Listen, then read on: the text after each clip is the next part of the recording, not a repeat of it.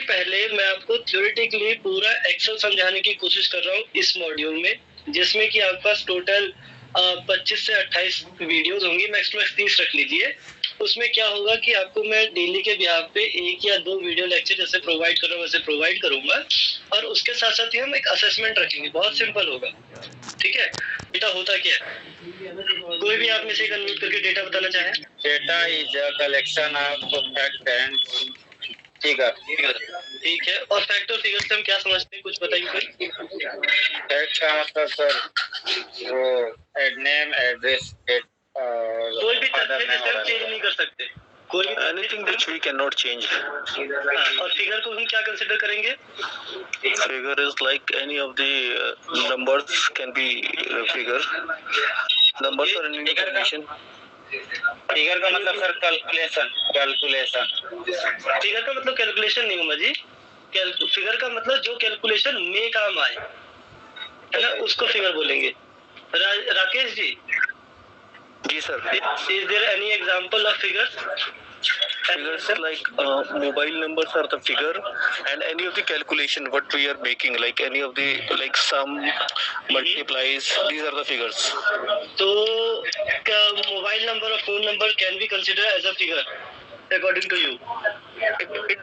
It is a form of the data, but we cannot use these things into like any kind of the calculation. So that's why it is not considered as a figure. It will consider as a fact, just because you are not considering in the contact number in any calculation. That's why it will be considered as a fact. Okay, like your PIN code. It will be considered as a fact because it's not coming in any kind of calculation. If you tell me about the your height, your weight, your date of birth, it can be considered as a figure just because कि date of birth का use आप लोगों को पता है कि हम अपनी एज कैलकुलेट करने में करते हैं, हाइट का यूज हम करते हैं कि अपनी हाइट को नापने के काम में लाते हैं। काइंड ऑफ एक कैलकुलेशन में काम आया ना, कि प्लस करने में या माइनस करने में। अगर मैं कहूँ कि मेरी हाइट है 5 फुट 7 इंच एग्जाम्पल के लिए, और मुझे 7 फीट का होना है, तो कितना बचा, कितना मुझे और लंबा होना पड़ेगा? तो आप क्या कर सकते हैं, 7 फीट एक डेटा दिया हुआ है मैंने, माइनस कर सकते हैं उसमें से 5 फीट को, तो अंदाजा हो जाए कि अप्रोक्स 2 फीट के आसपास मुझे वो करना पड़ेगा, है ना। उमा शंकर भाई म्यूट कर दे। हाँ, जिसको हम कैलकुलेशन में काम में ला सके उस सबको हम फिगर की कैलकुलेशन देंगे। हाँ जी बताइए Rakesh ji. Sir one question, actually if you are talking about this thing कि जो फैक्ट्स है उसको हम डेटा नहीं कंसीडर करेंगे, like if I am having the 10 people और 10 ऑफ द एम्प्लॉइज, सो उस फाइल को हम क्या बोलेंगे, इट इज कॉल्ड डेटा और इट इज कॉल्ड फैक्ट? एक चीज और, मैंने ये कहीं नहीं बोला कि फैक्ट को हम एज अ डेटा कंसीडर नहीं करेंगे। उमा शंकर जी ने पहले बताया डेटा की डेफिनेशन ही यही है, collections of fact and figure. यहाँ पे क्वेश्चन मेरा ये है कि कौन सी चीज फैक्ट में आएगी, कौन सी चीज फिगर में आएगी। दोनों चीज डेटा में तो जरूर आएगी, डेटा में आती ही है, ठीक है। अगर फैक्ट है तो भी, फिगर है तो भी, collections of fact and figure data के अंदर ही आएगा। Okay sure sir. हाँ ठीक है, आई थिंक आपको डेटा में क्लियर हो गया होगा डेटा क्या होता है। अब इसी डेटा को मैनेज करने के लिए हमारे पास एक बहुत सारे सॉफ्टवेयर, एक नहीं बहुत सारे सॉफ्टवेयर हैं, जिसमें क्या होता है हम इस सॉफ्टवेयर का यूज करके डेटा को मैनेज करते हैं। जैसे मैंने पहली या दूसरी वीडियो में आई थिंक आप लोगों को एग्जांपल दिया है कि अगर मुझे डेटा अरेंज करना हुआ, अगर मान लो मुझे 1000 जैसे भी राकेश जी ने बताया, अगर हमारे पास 10 लोगों का डेटा है जिनका नाम, फोन नंबर, ठीक है, ये सब है हमारे पास, तो बिल्कुल अजीब सा लगे कि मैं एक लाइन लिख दूं लेमन स्ट्रक्चर में, पहले नाम लिख दूं विकास, फोन नंबर, एज, फिर लिख दूं मैं Uma Shankar ji, phone number, as, फिर लिख दूं राकेश जी, उमा शंकर, एज, फिर माया जी, फोन नंबर और एज। तो काइंड ऑफ थोड़ा कंफ्यूजिंग हो जाएगा कि हम डेटा कंसीडर कैसे करें, समझे कैसे इस चीज को। तो इसके लिए हमारे पास क्या हिसाब है कि हम लोगों को एक ऐसा फॉर्मेशन चाहिए जहाँ पे डेटा बहुत अच्छी तरीके से सेग्रीगेट किया हो या संभाल के रखा गया हो, ठीक है। इसके लिए हम क्या करते हैं, एक टेबुलर स्ट्रक्चर बनाते हैं, ठीक। इतना समझ में आया आप लोगों को? व्हाइट बोर्ड शेयर नहीं हो रहा है इस पे, देखिए स्क्रीन शेयर हुई है मेरी? हाँ जी सर होगी। Thank you sir. अब इस पे क्या है कि मैं आपको एक चीज हल्का सा समझा रहा था। अगर मान लीजिए मेरे पास कुछ डेटा होता, मेरे पास एक ऐसा एक टेम्पलेट है, अगर इसमें मुझे यहाँ पे डेटा लिखना हुआ तो मैं लिखूंगा मान लीजिए विकास, ठीक है, और यहाँ पे मैं फोन नंबर लिख दूँ 971666, ऐसे करके यहाँ पे मैं अपनी एज लिख दूँ, यहाँ मैं कुछ डेटा लिख दूँ, फिर अगेन दूसरे लोगों का मैं यहाँ डेटा, फिर यहाँ ऐसे और फिर ऐसे डेटा लिख दूँ। सेम चीज ऐसे मान लीजिए कि मैंने टोटल यहाँ पे 50 लोगों का डेटा कंसिडर कर लेंगे, 50 लोगों का डेटा रख दूँ, तो कैसे एक सेग्रीगेट होगा ना। अगर मैं कहूँ कि इस नंबर पे किसका डेटा है, तो ये 3 है, तो बड़ा अच्छे से समझ में आ रहा है कि इस नंबर पे किसी का नाम हो सकता है। लेकिन अगर मैं कहूँ 50 में से अगर ढूंढना पड़े मुझे, तो मुश्किल पड़ जाएगा। सेम चीज अगर मैं यहाँ पे ड्रॉ कर लूँ, अगर मैं इसी का एक ऑप्शन रखूँ ये वाला, ये ऑलरेडी मैं लेक्चर में समझा चुका हूँ, तो यहाँ फिर मैं थोड़ा सा उसके बारे में जस्ट बात कर रहा हूँ। अगर मैं इसको ऐसे सेग्रीगेट कर दूँ, ठीक है, जहाँ पे मैंने क्या किया कि एक पूरे ब्लैंक पेज पे, ये ब्लैंक था, ब्लैंक में लिख रहा था, यहाँ पे मैंने एक लाइन खींच दी, लाइन में लिखता हूँ मैं, यहाँ मान लीजिए विकास, और विकास से रिलेटेड उनका फोन नंबर और उससे रिलेटेड जो भी डेटा था मेरे पास वो।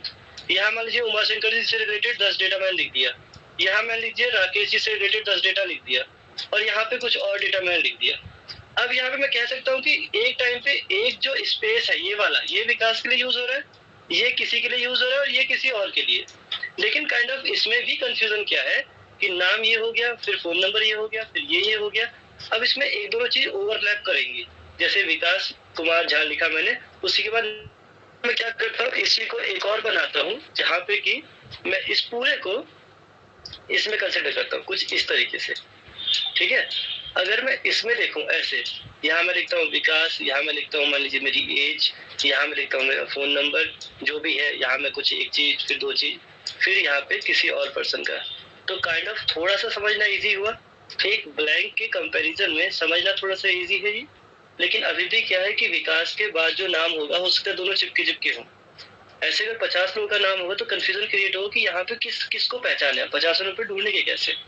तो इसके लिए हम क्या करते हैं, हम एक स्ट्रक्चर तैयार करते हैं जहाँ पे एक ब्लैंक तो होता ही है, ये ऑलरेडी मैं फर्स्ट या सेकंड लेक्चर में कवर कर चुका हूँ। उसके बाद यहाँ पे एक लाइन कुछ ऐसी होती है, मल्टीपल लाइंस, इससे एक रेंज बनता है। और इसके बाद मैं देखता हूँ कि जो मैंने यहाँ पे एक छोटा सा बनाया था, मैं एक ब्लैंक लेता हूँ, ब्लैंक के बाद मैं एक ये लेता हूँ, और इसको मैं एक छोटा सा ये लेता हूँ। मैंने इस 3 टाइप की शीट आपको बताई थी, 3 टाइप चीज। अब मैं अगर इन दोनों को प्लस करूँ, इन तीनों को चलो प्लस करता हूँ, तो यहाँ पे कुछ मेरे पास कुछ इस तरह का डेटा दिखेगा, एक शीट मेरे पास इस तरह की डेटा दिखेगी यहाँ पे। अब यहाँ पे मैं देख सकता हूँ विकास, उनका फोन नंबर, उनकी एज, उनके बारे में डेट ऑफ बर्थ और एज, उनका जो भी आगे एक्सपेंड हो अलग चीज। फिर यहाँ उमाशंकर जी के बारे में, तो देख पा रहे हैं आप कि डेटा क्लियर समझ में आ रहा है, यहाँ तक क्लियर है, डेटा यहाँ बिल्कुल क्लियर समझ में आ रहा है। तो ये एक ब्लैंक है जहाँ पे कोई ऑप्शन नहीं, जहाँ पे ये वाली लाइंस होती है इस तरीके से यहाँ पे होता है, इसको बोलते हैं हम रोज, ठीक है, इसको हम रो बोलते हैं। जहाँ पे ये चीज होती है वर्टिकल, इसको हम बोलते हैं, जो वर्टिकल लाइन है इसको हम बोलेंगे कॉलम्स, ठीक है।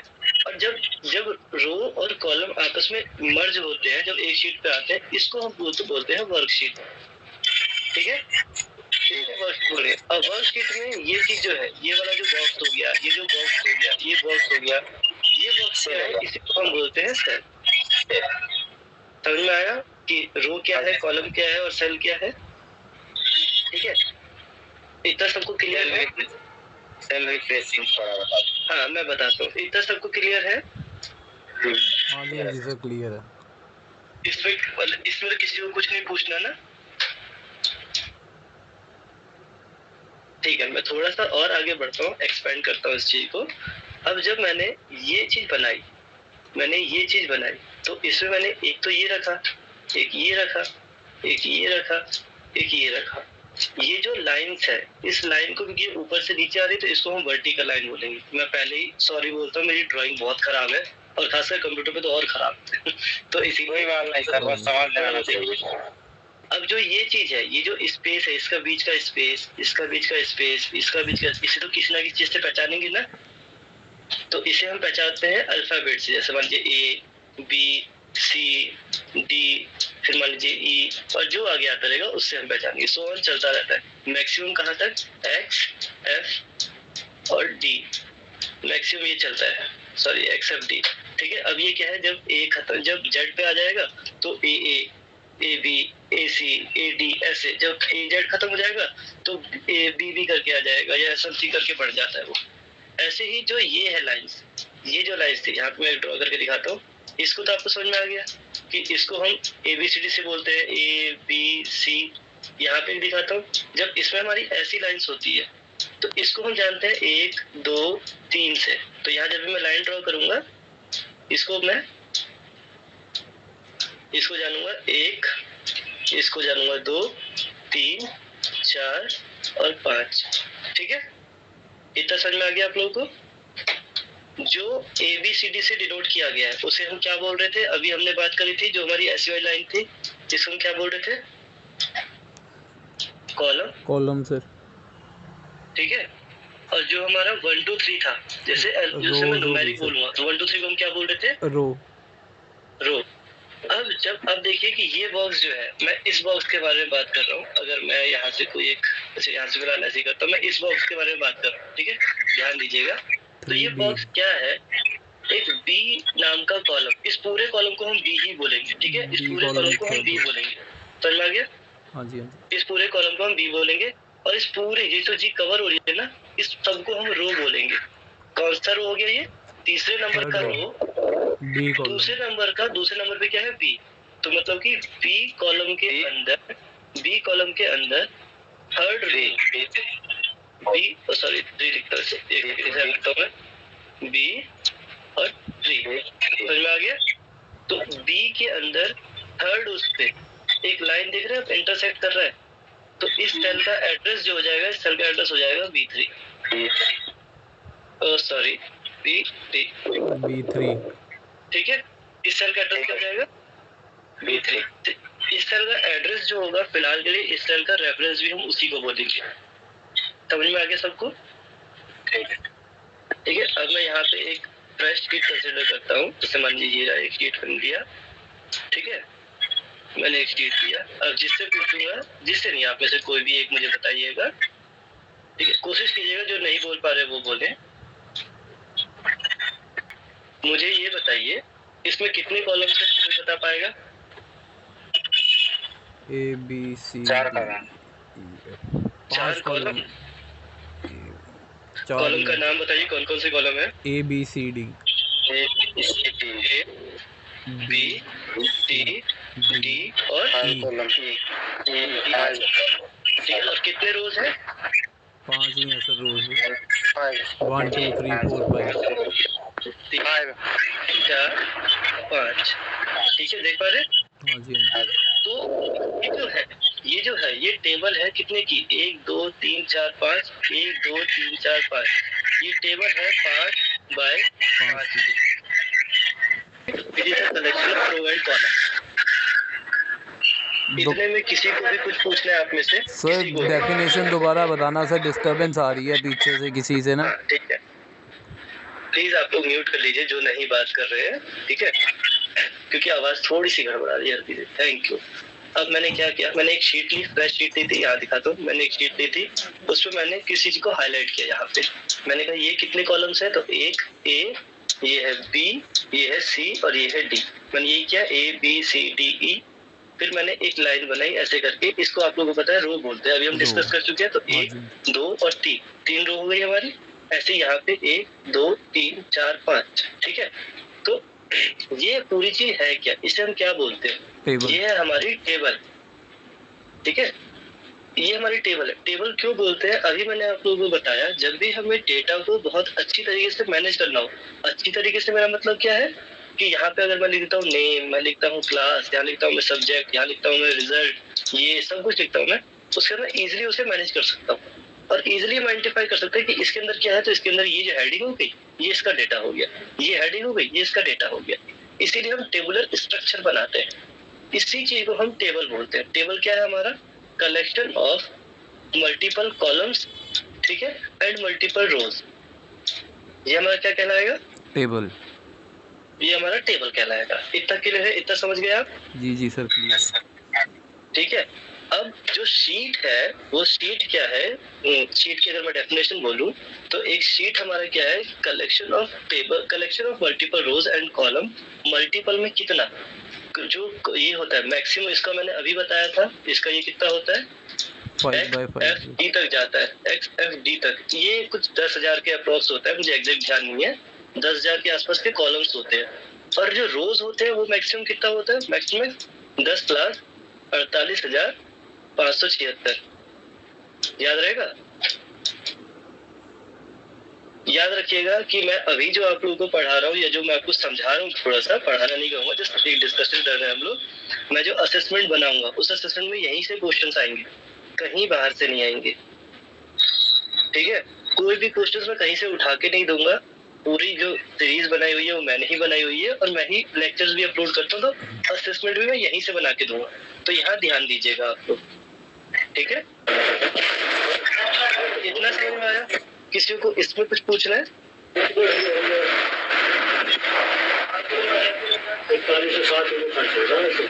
किसी को इसमें कुछ पूछना है? No sir.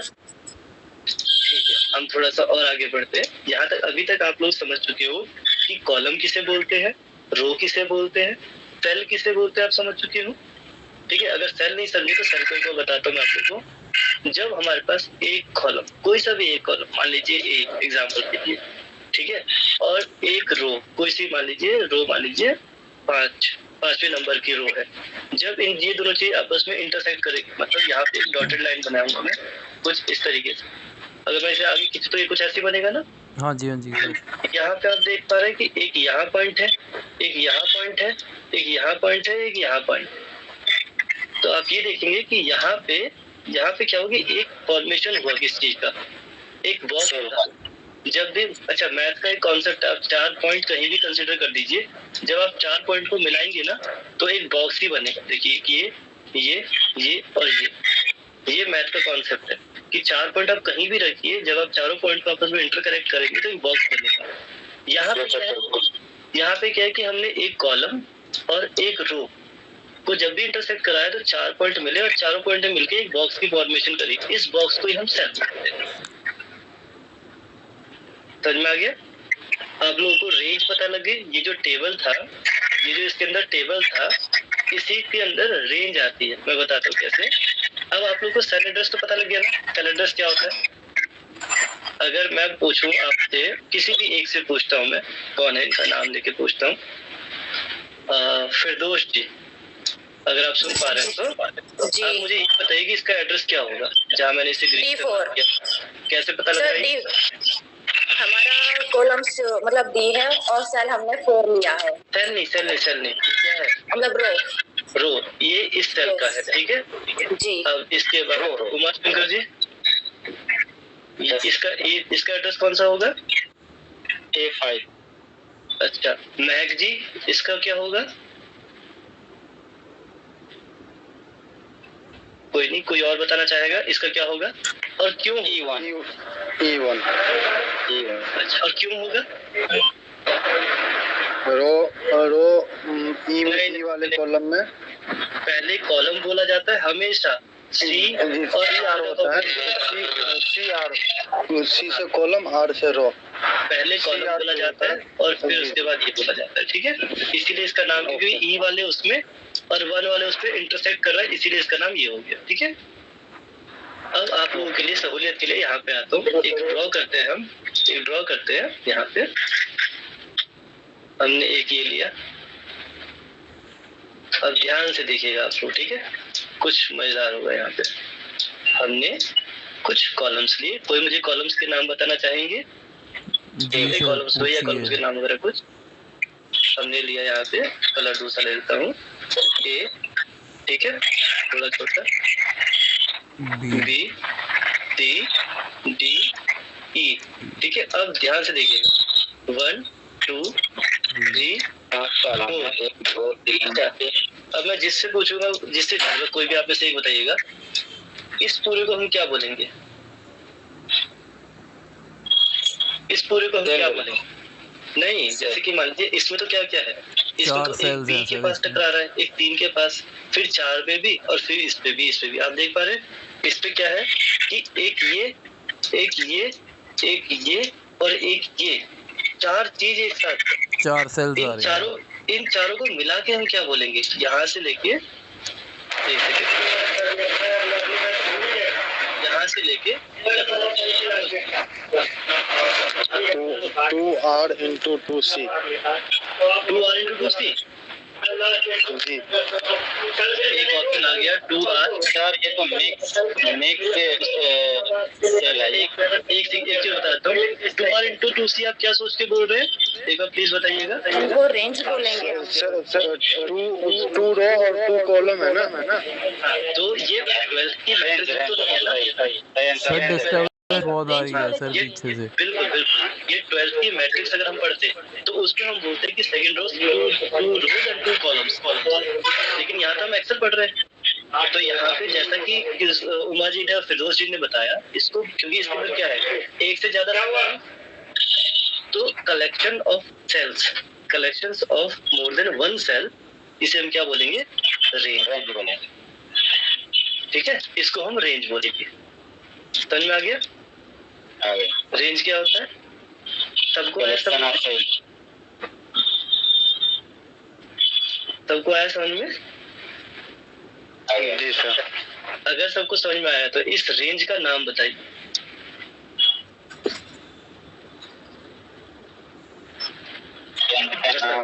हाँ, इस रेंज का नाम क्या होगा? बताइए। B3 और C4 ऐसे। फिरदौस जी आप बताइए। Yes sir. आप बताइए। C4 है। फिर से बोलिए। B3। हाँ। अच्छा, अगर आप बोलते हैं B3 और C4, सॉरी मैंने B3 ना लिख के B3, C4, तो आप देख पा रहे हैं एक सेल तो ये हो गया B3 और एक सेल ये हो गया C4। आपने बात करी इस सेल की, आपने बात करी इस सेल की, ये 2 सेल तो रह गए ना। कोई और ट्राई करना चाहेंगे आप में से? कोई भी?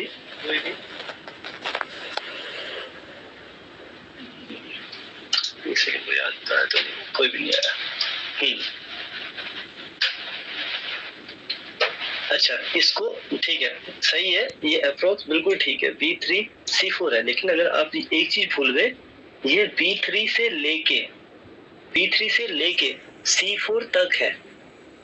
ये 2 सेल नहीं है, B3 और C4 नहीं है, ये B3 से स्टार्ट हो रहा है और C4 तक जा रहा है। तो इसको हम बोलेंगे B3, बिल्कुल सही था, B3 से स्टार्ट, एक साइन रहेगा कॉलन, उसको बोलेंगे C4। समझ में आ गया? इसका मतलब होता है से लेकर। ठीक, समझ में आया सबको? आगे। जब भी हम बात करते हैं रेंज की, कि रेंज क्या होगा, तो रेंज कभी भी यहाँ से स्टार्टिंग पॉइंट से लेकर, तो से लेके के लिए हमारे पास क्या है, कॉलन, इस साइन को बोलते हैं कॉलन, T4 तक। तो यहाँ पे क्या था, ये स्टार्टिंग पॉइंट और ये क्या था, एंड पॉइंट। समझ में आ गया? तो अब मुझे कौन बताना चाहेंगे कि इसका सेल एड्रेस क्या होगा? इसका सेल एड्रेस इसका नाम क्या होगा? पहले तो इसको बोलेंगे क्या, ये बताइए। जो बीच में 2 बिंदु है उसको क्या बोलते हैं?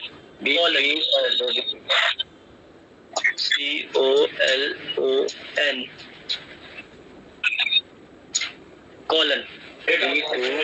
B1 is to C2, COLON, colon बोलते हैं, 2 डॉट ऐसे रहता है, ऐसे और ऐसे। ठीक है, बताइए। Sir B1 colon C2। B1 is to CE2।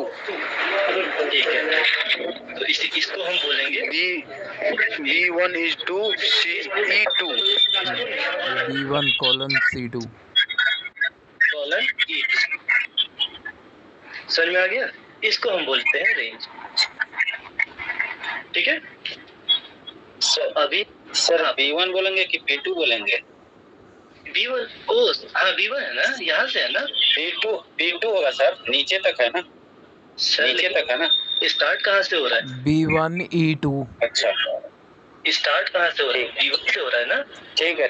अगर ये यहाँ से होता, इस जगह से होता, ये इस जगह से होता, तो हम सोचते ये B2 से है, लेकिन अभी तो यहाँ से है। ओके समझ में आ गया? आ गया। अभी तक हमने छोटी सी देर में हमने पढ़ा कि कॉलम क्या होता है, ठीक है, हमने पढ़ा रो क्या होता है, हमने पढ़ा कि रेंज क्या होता है, हमने पढ़ा सेल क्या होता है, ठीक है, हमने और क्या क्या पढ़ा, हमने पढ़ा सेल एड्रेस, हमने इसके अलावा हमने कुछ पढ़ा, रेंज, शीट हमने शीट पढ़ा। किसी को कंफ्यूजन है इसमें? जितना मैंने बताया अभी तक, जितना मैंने यहाँ पे लिखा है, इसमें कोई कंफ्यूजन है किसी को?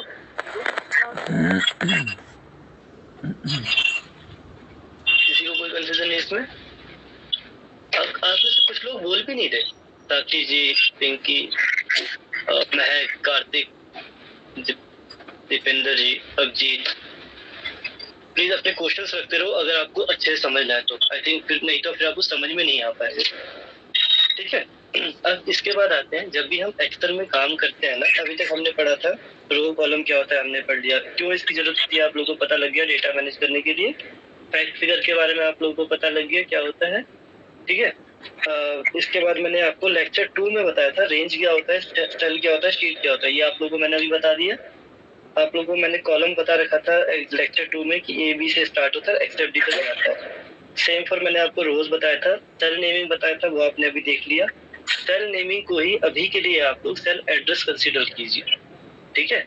यही सेल का नेम और यही सेल का एड्रेस अभी के लिए होता है। आगे जब हम लेक्चर कंटिन्यू करेंगे तो आपको पता लगेगा कि सेल नेम अलग होता है, सेल एड्रेस अलग होता है और सेल वैल्यू अलग होती है। इसके बाद हमने एक सेल रेफरेंस।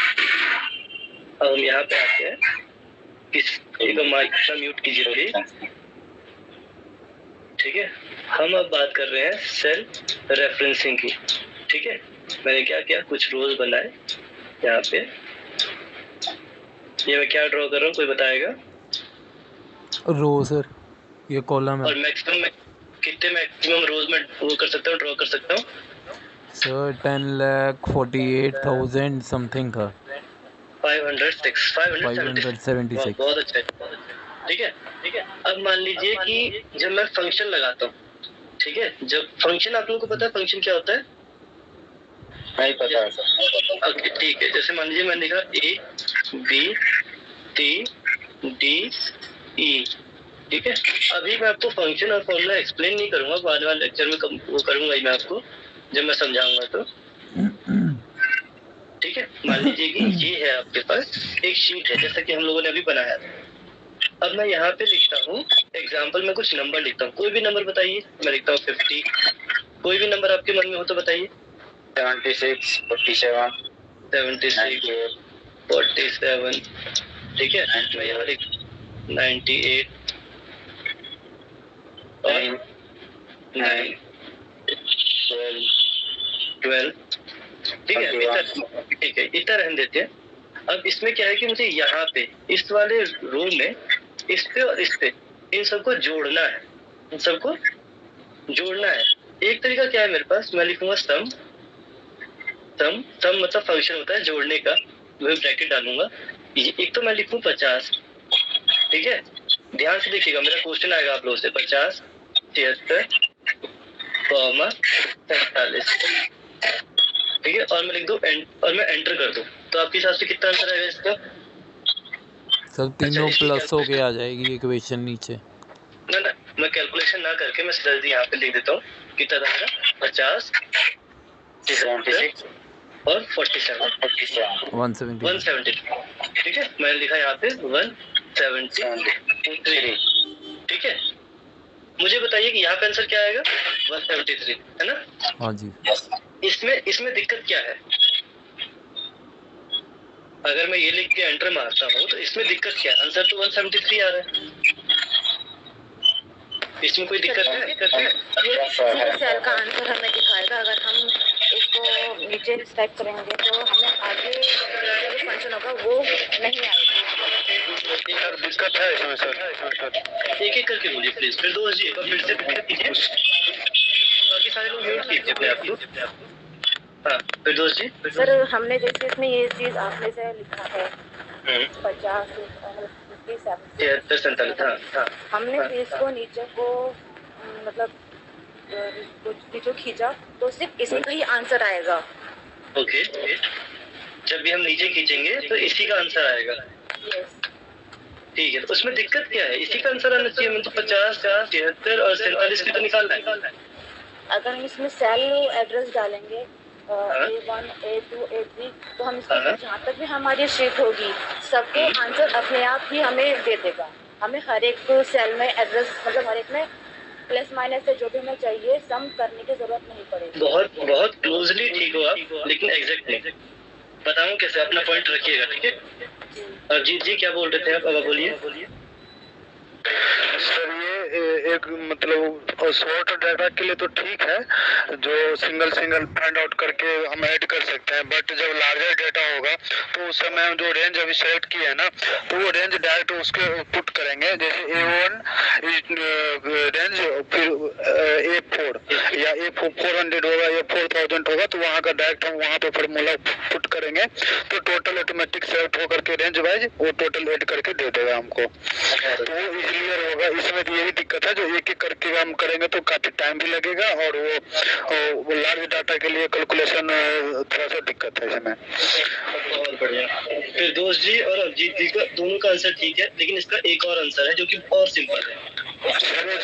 की आता है एक ये भी है सर, एक ये भी है कि अगर हम इससे थोड़ा सा कुछ प्लस माइनस भी करते हैं तो वो हमारे इसमें प्लस माइनस नहीं होगा। जो हमारा सम होगा आंसर होगा प्लस माइनस कहाँ करोगे आप? मतलब सम जो भी हमारा चल रहा है, सपोज करो हमारे जैसे 76 है, अगर हम यहाँ पे इसको 77 भी करते हैं कुछ 78 करते हैं, हम प्लस माइनस नहीं कर रहे, हम उस डिजिट को चेंज कर रहे हैं।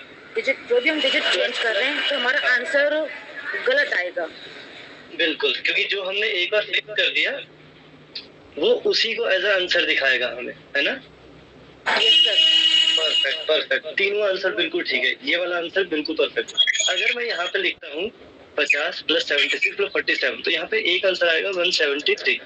अगर मैं 76 को काट के यहाँ लिखना चाहता हूँ 72, ठीक है? अगर मैं डिजिट चेंज करना चाहता हूँ तब भी आंसर क्या आएगा? 173, जो कि गलत हो गया। अगर मैं लिखता हूँ 50 को यहाँ से काट के मैं लिख देता हूँ गलती से 51, तब भी आंसर क्या आएगा मेरा? 173, जबकि आना कुछ और चाहिए। ठीक है, तो मैं इसकी जगह पे ये ना लिख के मतलब इसमें से ये तीनों काट के यहाँ पे सेल एड्रेस देता हूँ। क्या देता हूँ? सम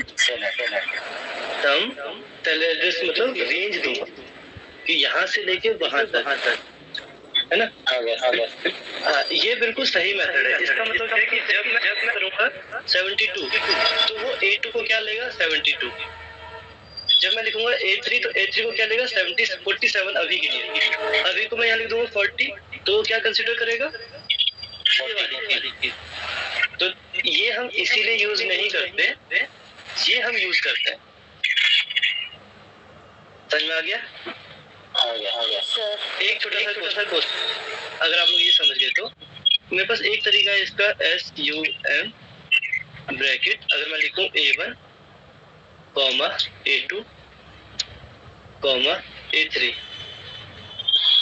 ठीक है? और एक मैं ये लिखता हूँ, तो दोनों में से सही कौन सा है? दोनों में सही आंसर किससे आएगा? A1:A3। अच्छा, और बताइए, एक ने बोला कि A1, A2, A3 वाला आंसर किससे सही आएगा? पहला वाला A1:A3 सम रेंज A3। अच्छा, तो आप कुछ लोग बोल रहे हैं ये वाला, कुछ लोग बोल रहे हैं ये वाला, है ना? आंसर दोनों करेक्ट होगा।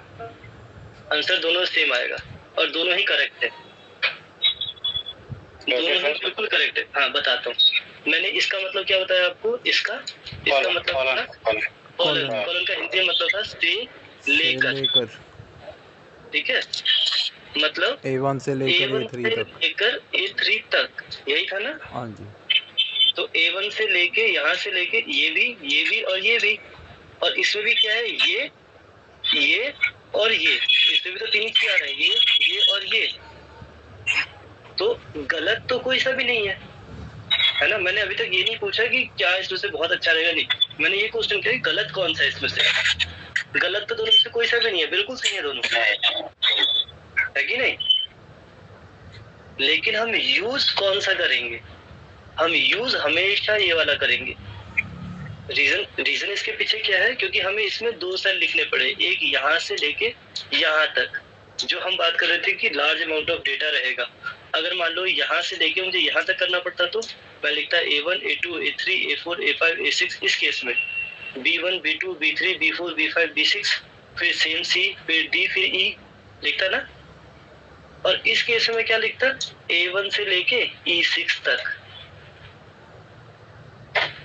समझ में आया? Yes sir. तो इसीलिए ये बिल्कुल सही मेथड है। ये मेथड सही नहीं है, लेकिन हाँ आंसर दोनों से बिल्कुल सेम आए। समझ में आ गया आप लोगों को? आ गया।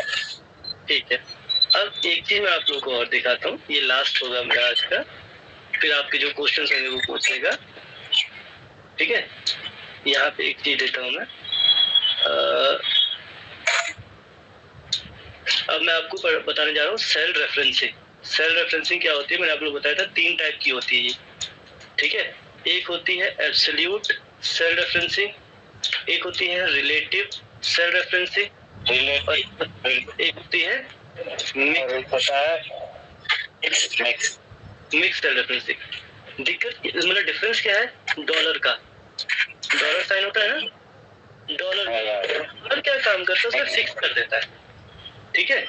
अब मान लीजिए मुझे इसमें, जैसे मैंने एक अलग सेल बनाया, मान लीजिए ये सेल है एक्सेल में, इसका नाम है फॉर एग्जांपल P1, ठीक है, इसका नाम है P1, हो सकता है ना पॉसिबल।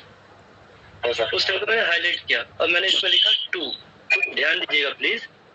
अब मुझे यहाँ पे चाहिए P1 into 1, ठीक है। मुझे यहाँ चाहिए P1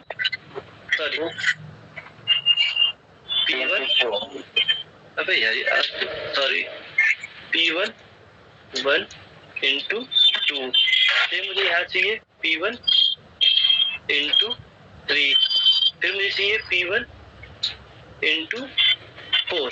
बहुत ध्यान से सुनिएगा। अब एक तरीका क्या है, मैं यहाँ पे फंक्शन लगाता हूँ is equal to P1 into 1। जब मैं ड्रैग करूंगा तो ये P1 जो है वो नीचे शिफ्ट हो जाएगा, ये हो जाएगा खुद पे खुद P2, ये हो जाएगा P3, ये हो जाएगा P4। क्या हो जाएगा P4 जब मैं ड्रैग करूंगा तो, क्योंकि ये एक्सेल की प्रॉपर्टी है।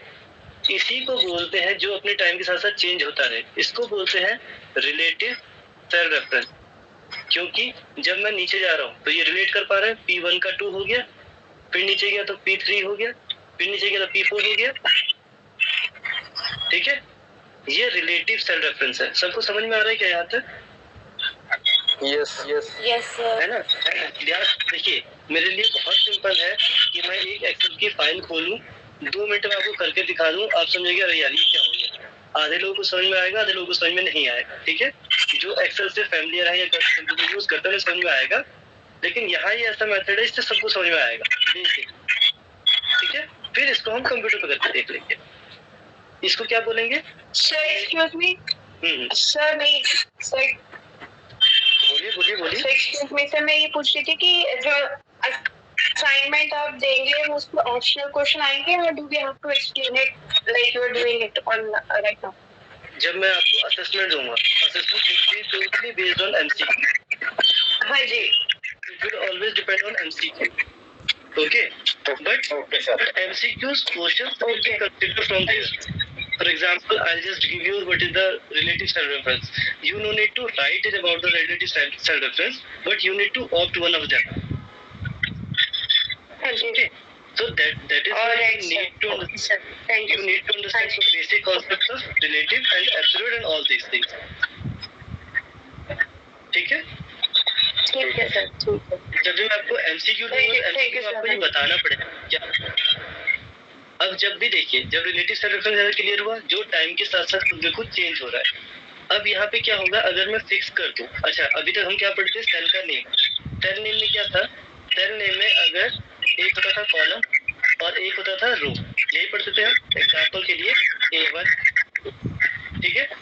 अब जिसको हमें फिक्स करना है, फिक्स करने का मतलब जब हम ड्रैग करें उस टाइम पे वो चीज चेंज नहीं होनी चाहिए। उमा शंकर जी म्यूट कीजिए ना अपने आप को प्लीज, है ना। अगर मतलब इसका मतलब क्या था, फिक्स करने का मतलब क्या था, फिक्स से हम क्या समझते थे, एक सेकेंड, फिक्स से हम क्या समझते, एक कॉलम होता है, सेल नेम लिखता हूँ पहले, कॉलम और एक रो। कोई सा भी कॉलम नेम बताइए आप लोग, कोई सा भी। A1 sir. अरे ये तो मैंने बताया था, कोई दूसरा बताओ। B1 लिख लो फिर। हाँ ये हुई ना बात। C2 जैसे मान लो P1, ठीक है एग्जाम्पल, या P12 लिख देता हूँ एग्जाम्पल के लिए, ठीक है, हो सकता है ना। और सर अब देखो यहाँ पे क्या था कि मैंने लिखा था P1, यहाँ पे था ऑलरेडी। अगर मैं P1 into 1 जैसे मैंने यहाँ लिखा था, फिर यहाँ जब मैं ड्रैग कर रहा था नीचे, क्लिक करके खींच रहा था फंक्शन लगाने के बाद, तो ये P1 था, ये ऑटोमेटिक P2 हो रहा था, P3 हो रहा था, P4 हो रहा था, क्योंकि मैं नीचे खींच रहा हूँ।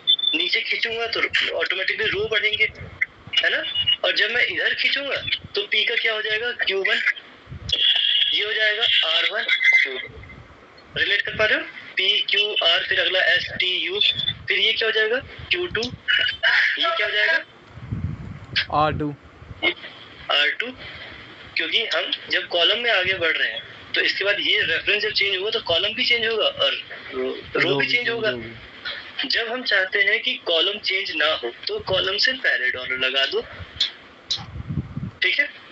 अगर हम चाहते हैं कि रो चेंज ना हो तो रो से पहले डॉलर लगा दो। ये P12 था, हम लगा दिया डॉलर, समझ में आ गया। अगर हम चाहते हैं कि कॉलम चेंज ना हो तो कॉलम से पहले डॉलर लगा दो। अगर हम चाहते हैं रो चेंज ना हो तो रो से पहले डॉलर लगा दो।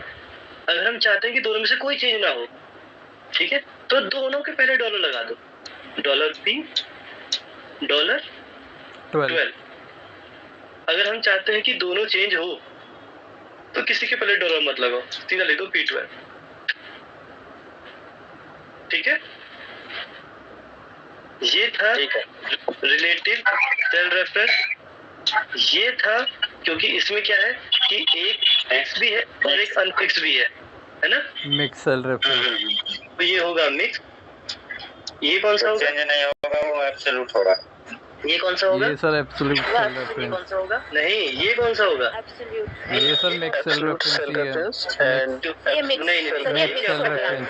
नहीं, क्योंकि अगेन ऊपर वाला कौन सा था, है ना। हाँ जी मिक्स है सर, मिक्स। तो ये अगेन एक मिक्स होगा। एब्सोल्यूट कौन होगा, जब दोनों ही फिक्स है। हाँ जी एब्सोल्यूट सेल रेफरेंस, समझ में आ गया। सर एक चीज बताइए, हाँ प्लीज। डॉलर जिसके पहले डॉलर लगा देते हैं तो वो चेंज नहीं होता है, जो चेंज नहीं होता तो उसी को एब्सोल्यूट बोलते हैं। देखिए क्या होता है, एब्सोल्यूट को ना करने के 3 तरीके हैं। एक तो जो चेंज होता है बार बार उसको रिलेटिव बोलेंगे, जिसमें आपने एक को फिक्स किया है एक को फिक्स नहीं किया उसको मिक्स बोलेंगे, क्योंकि एक फिक्स भी है एक नहीं भी है। तो वो मिक्स ऑफ किसका है, मिक्स है रिलेटिव प्लस एब्सोल्यूट का, इसलिए उसको मिक्स बोलते हैं। जिसमें दोनों फिक्स होते हैं उसको एब्सोल्यूट बोलते हैं। एब्सोल्यूट क्या होता है, वो कभी चेंज नहीं होता। आपने एब्सोल्यूट वैल्यू सुनी होगी, एब्सोल्यूट टेम्परेचर होता है कहीं, जैसे पानी का एब्सोल्यूट टेम्परेचर 100 डिग्री होता है, उसको उबलेगा ही उबलेगा, है ना। समझ गया। किसी को कुछ पूछना है, क्योंकि फिर उसके बाद हम ओवर करेंगे। किसी को कुछ भी पूछना हो तो बताइए। Thank you. No sir. सही करो, किस तरह से होता है। जब हम अभी जब मैं आपको वो पढ़ाऊंगा ना कि कैसे हम फंक्शन लगाते हैं, चलिए यहाँ बताया था, हमने बहुत से क्वेश्चन पूछा। जैसे यहाँ पे मान लीजिए मेरे पास एक सेल है P1, एग्जाम्पल P1। यहाँ पे मेरे पास मैंने लेक्चर नंबर 3 में आई थिंक आपको बता रखा है। अगर आप लेक्चर नंबर 3 देखेंगे ना तो आपको बहुत अच्छे से समझ में आएगा। अब यहाँ देखिए, यहाँ पे एक वैल्यू है, मान लीजिए यहाँ पे मान लीजिए 2 है, मुझे यहाँ पे टेबल चाहिए। टेबल क्या होता है 2 का टेबल, 2 1 जा 2, 2 4 होगा, 2 6 जा 6, फिर 8, फिर 10 और तो 1 आगे आगे चलता रहेगा, ठीक है। अब यहाँ पे 2 कैसे आया, ये आया जो P1 था, P1 into 1, यहाँ पे जो था वो P1 into में 2 मल्टीप्लाई बाय 2 इंटू में P1 multiply by 3 P1 into में P1 multiply by 4 P1 P1 into में। मल्टीप्लाई बाय 5 अब आप बताइए इसमें क्या कॉमन है जो चेंज नहीं हो रहा? P1 P1 है जो चेंज नहीं हो रहा। तो इसको मैं P1 इंटू 1 P1 इंटू 2 लिख के ना लिखूंगा, जब मैं ये लिखूंगा ना P1 इंटू 1, जब मैं ड्रैग करूंगा तो P1 की जगह चेंज होकर खुद P2 हो जाएगा, P3 P4 P5। उससे बचने के लिए मैं लिखूंगा $P$1 इंटू में 1, और जब मैं ड्रैग करूंगा तो ये हमेशा P1 ही रहेगा क्योंकि ये $P$1 है। समझ में आ गया? Okay sir. क्या मैं एक्सेल की शीट खोल के आपको समझा? Yes sir. ठीक है, एक जस्ट मैं एक्सेल की शीट खोल लेता हूँ फॉर एग्जांपल इतना आपको थ्योरेटिकल पार्ट तो समझ में आ गया ना? Yes sir. अभी हम लोगों ने बात किया कि रेंज क्या होता है, कॉलम क्या होता है। देखिए कॉलम जो था देख पा रहे, ABCDEF, ये पूरे हमारे कॉलम्स कहलाएंगे। 1 2 3 4 5, ये क्या कहलाएंगे? हमारे रोज कहलाएंगे। अगर मैं एक कॉलम को हाईलाइट करूं और एक रो को हाईलाइट करूं तो देखिए कहीं ना कहीं जाके दोनों आपस में मिक्स होगा जी। यहाँ मिक्स हो रहा है, इसको हम सेल बोलेंगे। समझ में आ गया? जी। अब इसके अंदर बहुत सारे, देखिए एक से ज्यादा सेल है, बहुत से ज्यादा सेल है, इसको हम रेंज बोलेंगे। इसको हम क्या बोलेंगे? रेंज बोलेंगे। ठीक है। अब जो एक शीट है वो क्या है? Collection of columns, columns and collection of रोज। ठीक है। अगर हम देखें कि सबसे लास्ट रो कौन सी है तो 10,48,576। अगर मैं देखूं कि सबसे एंड कॉलम कौन सा है तो XFD। ठीक है। एक चीज हम देख लेते हैं कि कितने हैं। ये 1 और इज इक्वल टू ये +1, और इसको हमने किया एंटर, और हमने देखा कितना है तो ये है 16,384। कितना ये? 16,384 कॉलम्स हैं और 10,48,576 रोज है। ठीक है। इसके बाद हमने बात करा था सेल क्या होता है। सेल मैंने आपको बताया, रेंज हमने बात कर ली अभी। अब यहाँ पे देखते हैं, जैसे कि अभी मैंने आपको बताया था एब्सोल्यूट और सेल रेफरेंस का एग्जांपल। मैं यहाँ पे एक सेल को हाईलाइट कर रहा हूँ, सबको समझ में आ पा रहा है? Yes sir. ठीक है। यहाँ पे मैंने एक सेल को हाईलाइट किया, यहाँ पे मैंने एग्जांपल दिया 2। ठीक है। अब मुझे यहाँ पे देखिए, अब मुझे बार बार क्या लिखना पड़ेगा? इज इक्वल टू का साइन, ये इंटू में 1। ठीक है। फिर साइन, अगर मैं इसको ही ड्रैग करता हूँ, इसको अगर मैं ड्रैग करता हूँ यहाँ तक तो क्या आया? 0 0 0 आ गया। क्यों? क्योंकि इसके लिए सेल रेफरेंसिंग ये था। ठीक है। एक सेकंड में आपको चेंज करता हूँ तो आई थिंक आपको समझ में आएगा इसका कलर। देख पा रहे हैं? I20 था, इसके लिए देखिए I21 था, I22 था, I23 था, I24 हो गया। तो ये किसका एग्जांपल है? रिलेटिव सेल रेफरेंस का। समझ में आ गया आप लोगों को? मेरे पास आवाज नहीं आ रही किसी की। समझ में आया आप लोगों को क्या? आ गया सर, आ गया। हाँ, अगर मैं इसी को लिखता हूँ P1, ये इंटू में 1। ठीक है।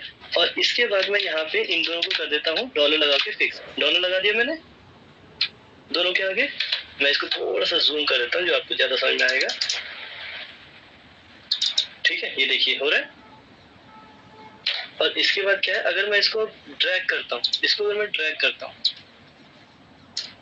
तो अब देख पा रहे हो 2 2 2 करके आ गया, क्योंकि इसके लिए क्या था? ये अगर मैं एंड के लिए भी देखूं तो यही था, चेंज तो नहीं हुआ क्योंकि यहाँ पे I20 था और मैंने डॉलर लगा दिया तो ये चेंज होगा ही नहीं।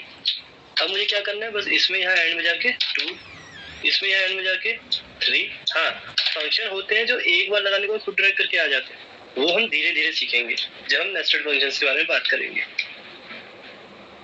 इतना आप लोगों को समझ में आ गया? जी सर, क्लियर है। किसी को कुछ पूछना है? No sir. फिर मिलते हैं हम नेक्स्ट लेक्चर में और फिर नेक्स्ट सेशन में हम मिलेंगे, ठीक है? Sure sir.